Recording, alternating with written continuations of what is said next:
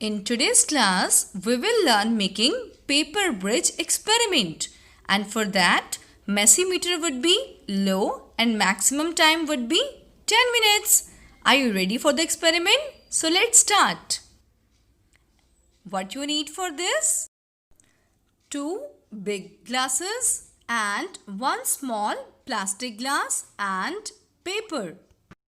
These are the materials with which our experiment will take place. And this is action time.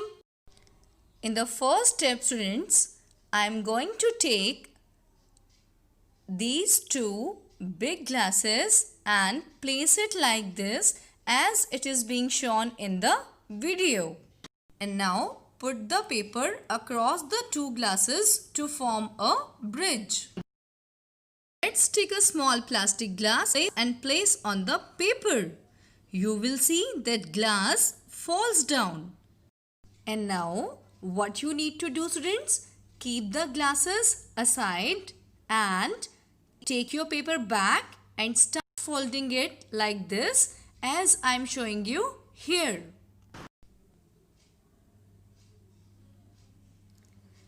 And here we have folded the paper as you can see, students. Now what we need to do? Take the big glasses back and put the folded paper across the 2 glasses to form a bridge. Now take the plastic glass and keep on the bridge. You will observe that your glass did not fall down. So students, in this experiment, we learned to make a bridge of paper that supports a glass. Did you observe, students? In this experiment, by changing the shape of the paper, the strength of the bridge increased. And do you know, students, how did that happen?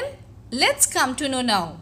This is because folded paper is resistant to bending and can support more weight than a flat piece of paper. So now, students, try this simple experiment at home under your parents' vigilance and share your feedbacks.